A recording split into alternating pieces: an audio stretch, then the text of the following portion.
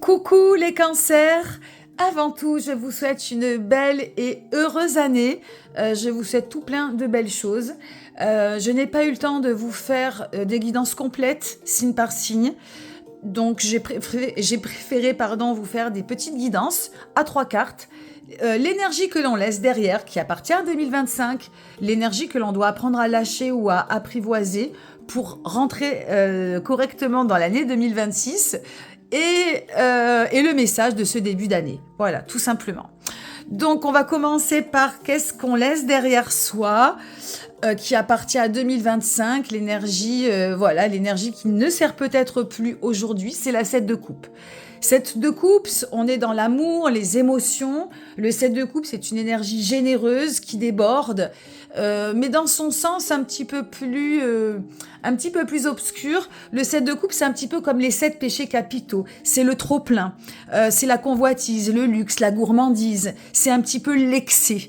C'est confondre amour, émotion et puis presque et des désirs qui ne sont pas forcément, je dirais pas sains, mais qui ne font pas forcément du bien à l'âme et au cœur.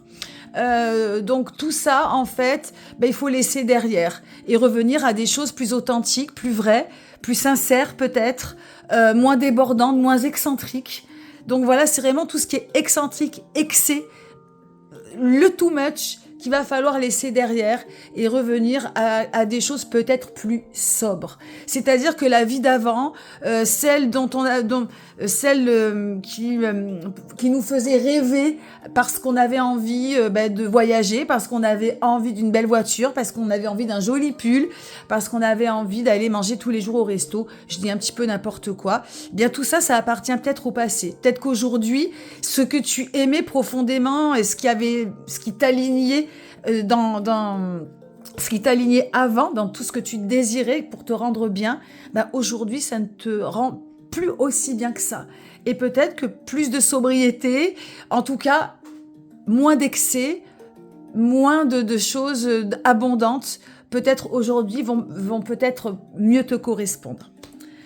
Voilà, donc on laisse infuser cette énergie. Qu'est-ce que tu dois apprendre à lâcher ou à apprivoiser pour ouvrir de nouveaux cycles pour cette année 2026? C'est la reine d'épée. La reine d'épée, elle est dans le contrôle. La reine d'épée, elle a peur. L'épée, c'est le mental. Et la reine, elle est un petit peu en mode autodéfense, self-défense, parce qu'elle a peur de l'inconnu. Pour moi, ce que tu dois apprendre à lâcher, c'est clairement tout ce qui est contrôle, anticipation, tout ce qui résiste, tout ce qui est trop contrôlé et l'anticipation, donc c'est de trop penser à demain, après-demain, etc. C'est vraiment d'être aussi sur ce côté défensif qui t'empêche finalement de lâcher prise et qui t'empêche d'être dans l'ici et maintenant. Et ce qu'il y a en fond, en énergie de fond pour ce début d'année, c'est la reine de bâton. Et cette reine de bâton, c'est un peu la direction à prendre. Tu regardes les dessins, cette reine de bâton, elle est bien plus pépouse, bien plus dans le flow, bien plus dans l'instinct et la créativité et l'ancrage. Et peut-être ce qui va te demander en ce début d'année, en tout cas, c'est de lâcher prise avec le mental et d'ouvrir la porte vers plus d'instinct, plus d'ancrage, plus de flow et de lâcher prise. Et du coup, de laisser plus, tu vois, ta créativité prendre le dessus sur ton mental.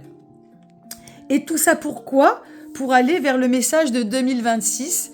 Et le message de 2026, c'est la roue de fortune. C'est une arcane majeure. C'est un temps fort, une première étape de passé. Ça voudrait dire qu'avec plus d'instinct, plus de créativité, moins de résistance, moins de peur et moins de mental, la roue, elle va tourner. Le changement va arriver. Donc ça veut dire, je change, j'ouvre un nouveau cycle, je tourne la roue du karma et je n'oppose pas de résistance. À trop vouloir contrôler, finalement, à trop vouloir changer ton destin, tu n'arrives pas à le changer. Ça bloque et tu restes dans une impasse parce il y a trop de résistance, aussi trop de peur et aussi trop d'anticipation. C'est le message. Ça j'ai oublié de te dire, évidemment, tu prends ce qui résonne et tu laisses le reste. Mais si ça te parle, faire un peu plus, voilà, chercher plus d'instinct, de créativité et de lâcher prise. Et de rester aussi, je pense, donc sur des choses assez sobres, plus de sobriété, et considérer que ce que tu aimais avant, tu ne l'aimes plus forcément maintenant. Voilà, ami Cancer, ce que je peux dire pour ce début d'année. Plein de belles choses, encore une belle année, et on se retrouve très prochainement. Bye bye.